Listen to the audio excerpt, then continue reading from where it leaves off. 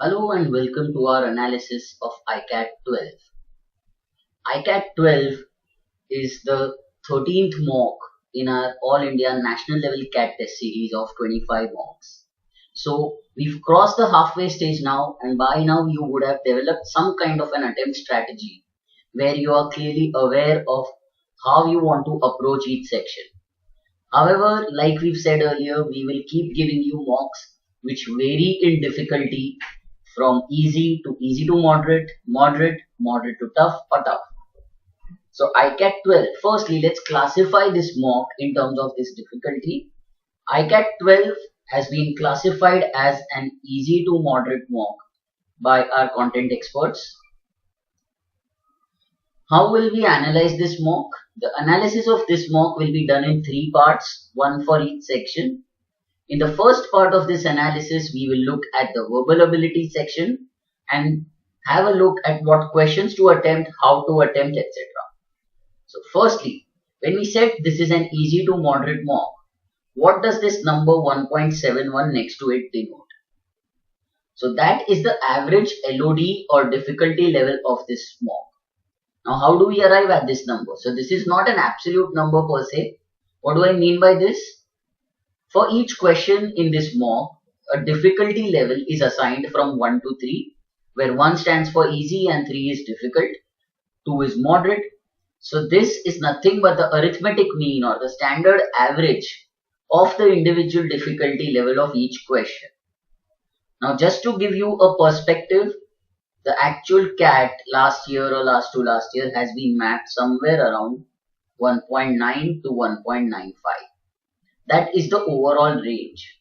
So if I look at that, this is possibly 10% easier compared to the actual mock.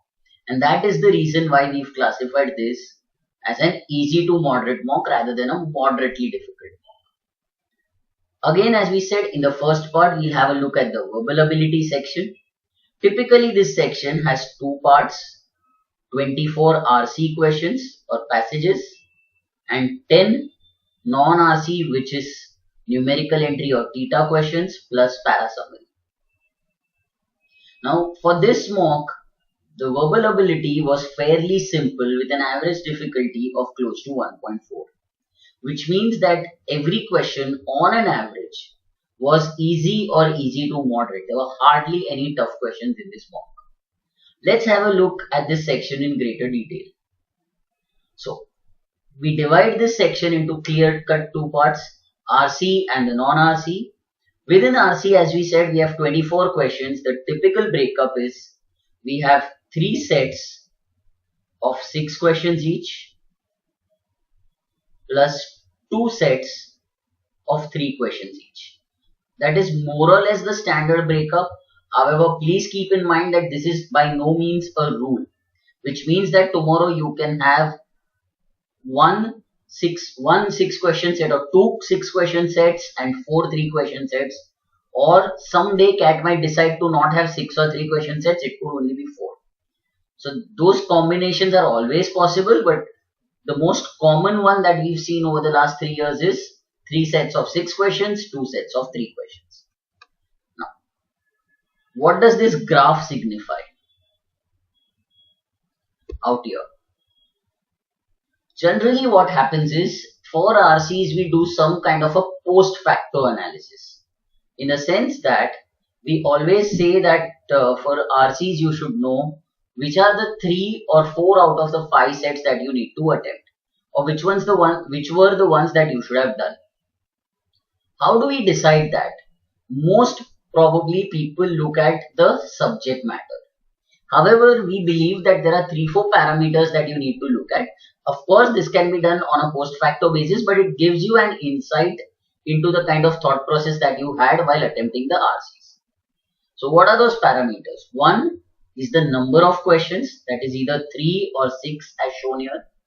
2 is the word length, which gives you the broad indication of how short or long the passage was. 3 is the average difficulty level of the questions in the passage here. And 4 is obviously the subject matter. Now when I look at this graph, it very clearly tells me that when I look at this sectional average, which is around 1.5, There was one RC which was significantly tougher than every other RC, as well as significantly tougher than the section, which was the RC on J.R.R. Tolkien, Lord of the Rings. Also, please note that this was by far the longest RC when compared to everything else. Plus, it had 6 questions. So when I look at these aspects, yes, I would always try and attempt an RC which has more questions, but if I look at this, compared to all the other passages, this was definitely nearly twice as tough, and secondly, it was nearly twice as long. So both these parameters become very important in rejecting a passage. As such, unless I am a Lord of the Rings fan, this is one RC I would definitely not touch in this particular passage.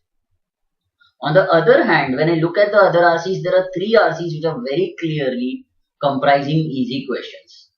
One on Darwin and volcanoes, that was the very first passage.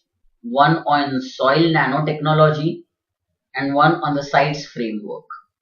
Now again, these were not very easy passages to read, but they were a compendium of very different, let's say different topics.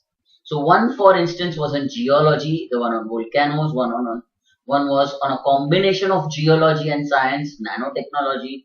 One was on the sites framework, which is governance, and then the one on Star Wars deal was entertainment. Again, if I look at it in isolation, this was not easy, but it was not difficult either, it was moderate. Plus, it wasn't too long. So I would have picked up a combination of all 4 of these passages here and tried to attempt as many questions as I can. Now here it is very clear that there isn't a standout RC which I look at it in terms of topics, because somebody might have a comfort level with certain topics and might not like other topics as well. But broadly, when I look at these 18 questions out here, 6 here, 6 here, 3 here and 3 here. When I look at these 18 questions for all the shorter passages, I would have tried to solve 4 out of 5 RCs in this particular mock. And then my attempts, even if I am unable to attempt 1 or 2 questions here and there, I would have still tried and aimed 15 to 16 out of 18 attempts as far as the RCs are concerned. Anywhere close to 40 to 45 minutes would suffice, mainly because all 4 of these were reasonably short passages. So the reading time would go down, plus the matter wasn't too dense. So on an average, if I were to assign 10 to 11 minutes per passage, at around 45 minutes, I would have been able to attempt at least 15 questions out of 18. And that would have been a reasonably good performance. Having looked at that, now let's have a look at the non-RC or numerical entry questions. When I look at these, I observe that the standard question types have been covered in this mock, which is jumbled sentences, contextual odd man out questions, which is nothing but a variant of jumbled sentences where I have 4 to 5 sentences of which one does not fit the sequence while the rest can form a coherent paragraph, and para summary questions, which are the typical MCQs that we've always been accustomed to practice. However, earlier in CAT 2015, these para summaries were also asked as NAs or theta questions. Now here, as you can see, broadly these can be classified as easy or easy to moderate. Typically 1 or 2 out of these question types tend to be on the tougher side. But because these were easy, that is where the average difficulty of the mock fell down.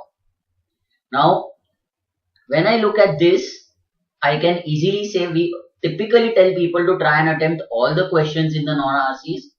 But here, considering they were either easy or easy to moderate, I would say anywhere around 6 to 7 attempts out of 10 would be a reasonably good performance as far as the NEs are concerned. And as we said earlier, 15 to 16 attempts out of 18 for the RCs would be a good performance. So if I were to combine both of these, I would say that close to 22 attempts, 21, 22 or 23. So on an average, 22 attempts would be a very good performance, or at least something that would help you clear the cutoff as far as this particular mock is concerned. So as a student, this is the number that I would be looking for as far as this mock is concerned. Now let's have a look at maybe one or two passages and see how these could have been attempted. Okay, before that, there is this graph that you need to see for each section. Typically, when we say that an RC is easy, now it does not mean that all the questions in that RC are easy. Sometimes it so happens that out of 6, there are 4 questions which are on the easier side and 1 or 2 questions that are on the tougher side. So you need to be clear enough in selecting those questions. For instance, when I look at this, the passage on Darwin and volcanoes has only easy questions. Now, of course, in English, the definition of easy and difficult might vary from student to student, but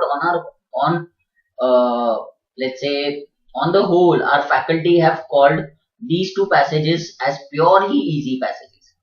On the other hand, when I look at this passage on Star Wars, what I observe is that it's easy to moderate, partially because the first 3 questions are easy here, while the last 3 are either moderate or tough. So as a student, if I'm able to even do these 3 or potentially this 4th one and then skip the passage, it's absolutely fine. On the other hand, if I look at the one on the sites framework, the first 5 questions are easy, there's just one moderate question. So it might so happen that a student finds one of these questions tough and this easy, which is okay, but this gives you a better insight into the passages and tells you that yes, look, in these passages you need to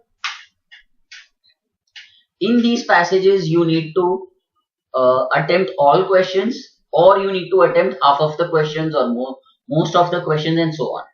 Again, among the numerical entry questions or the theta questions, we can observe here that this stretch of 3 questions here in the beginning is relatively easy. Again, there are a couple of easy questions here, an easy para summary here, another easy para summary here. So here it becomes more a matter of question selection rather than just blindly attempting all the questions.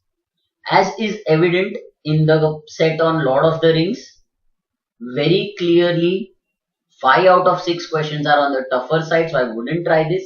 Yes, there is an easy question, but typically if I see a longish passage with 4 short passages and with so many tough questions up front, I might even just skip this question at all.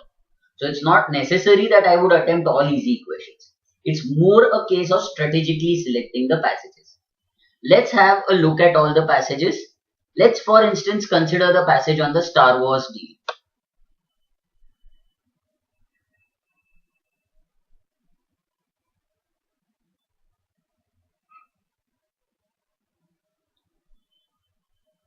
Yeah, so this is the passage starting from here. When I first read about the fascinating Star Wars deal between Steven Spielberg and George Lucas, to this part, the Lucas type trade. So it's hardly 3 or 5, 6 paragraphs, which is reasonably good. Now, let's have a look at the questions. Now, in an RC, typically the questions can be classified into 3 parts. One is purely factual questions, which means you read the passage and then you answer the questions. 2 is purely inferential questions, where you need to go back to the passage, read it in greater detail and come up with your own inferences and conclusions. And 3 is semi-factual, or mixture of fact and inference, which means that you need to pick up the facts and then apply some amount of inference. Of course, this is more of a gray area between the two. So broadly we can say it's a combination of fact or inference. If I look at each of these questions, the first one says, which of the following is true according to the passage? So there will be 3 statements here which are false, which can be repudiated or contradicted in the passage, and there will be 1 statement which is true. So here it is absolutely a case of just finding the true statement. Or it will be that one of the 3 or one of the 4 is the truest statement, which means the most important statement. Now, when I look at this, Steven Spielberg's Close Encounters of the Third Kind was unsuccessful. So we need to look at the data here which says that whether they were successful or not. It says Both films ended up as great classics, and Star Wars was by far the greater commercial success. However, it does not mean that Close Encounters of the Third Kind failed. It means that one was more successful than the other. Also the other thing, both ended up as great classics means that it is successful at least in some way. So I cannot conclude or I cannot say that statement 1 is true. It cannot be called unsuccessful. Option 2, the friendship of Lucas and Spielberg played an important role in the trade. This in fact is very clearly mentioned in the passage itself. The Lucas-Spielberg trade was possible because they were friends. So it is mentioned as a pure fact. It is clearly explicitly mentioned in option 2. Hence this is my answer. Sorry, here. Films made by big companies have greater commercial success. If you read the passage, you can realize that this is not really something that is, let's say, proven in the passage. So again, it might be true in reality, but when I look at it in the context of the passage, this is not something which is really proven. So I wouldn't call this one of the correct options. Steven Spielberg was a gambler. Very clearly, Steven Spielberg was a director or a filmmaker as given in this passage. Yes, he entered into what can be called a gamble or some kind of a risk, but that does not make him a gambler. So again, between 2 and 4, this is definitely inappropriate. My correct answer becomes 2. So here what you need to do is, just as we did for this question, go back to the passage. So go back to the passage, read each option, try and see whether it is validated in the passage, and then try and eliminate options. Elimination of options is very, very important as far as RCs are concerned. Now students often ask whether they should read the passage first or questions first. Well, there are different approaches and to each one the most appropriate. What we generally recommend and what I do as a faculty is I have a very quick read through the passage to get a basic idea of the subject matter, to get a basic idea of the flow of the topic and the concepts covered. Then when I read the question, I at least know that there is some amount of reference when I go back to the passage and read it again. So I typically have 2 readings before I'm answering the question. I read the passage, I go back to the questions, and then I again read the passage in greater detail. That then helps me let's say answer the questions faster. Let's look at the next question. Maybe we should all be looking out for friends who are sufficiently depressed to offer us a Lucas type trade. Now this is the last line of this passage, and the justification for this is given right before this. So it starts from this point. It says probably both Lucas and Spielberg thought their film had risk adjusted returns that made them attractive even without the skewness characteristic, which is okay, which is right now not very relevant here. But then we read, it is all possible that Lucas simply did an irrational trade because he is described as a nervous wreck who felt that he had made this little kids movie. And the key word here is just, which means Lucas was not very confident about this product or confident about his work, whereas Spielberg was simply at the right time and the right place to do a one-sided trade with an emotionally disturbed counterpart. So what this says is that even though both were friends and that is why they entered into this trade, but possibly Spielberg was lucky enough that his friend was not so emotionally strong at that time, where he didn't realize that this trade was actually more of a profit for Spielberg than for Lucas. So here, what is the implication? Mentally distressed people are likely to fail. The key word here is fail. Did Lucas fail? No. In fact, the question says, the passage says that Star Wars was a bigger success. So that is something which is definitely eliminated. Irrational people are reckless. Possibly, but is he called irrational? Not really. He is, yes, a nervous wreck, but does not mean that he is irrational. Emotionally disturbed people are easy to deceive. Potentially yes. Depressed people tend to act irrationally. If you were to ask me, I would say option 4 seems to be the most viable of these three options. Similarly, you can take each of these questions and answer them having a look at the passage and eliminating the options. On the whole, if we were to look at this particular section of the mock, as we said, this was an easy to moderate test with a very easy verbal section. 4 of the 5 RCs were definitely doable. So there were close to 15 to 16 attempts that could have been made in the RCs themselves. And then another 6 to 7 attempts in the theta or para summary questions. So on the whole, 22 attempts would be a good performance as far as verbal would be concerned. In the second and third part of this analysis, we will have a look at the DILR and font section. You can view all our videos on our official YouTube channel, to which you can subscribe on clicking the link given below. You can also hit the bell button to receive notifications every time a new video is put up. Please feel free to share your thoughts, comments, feedback or any questions on the thread below this video. Wish you all the very best and thank you.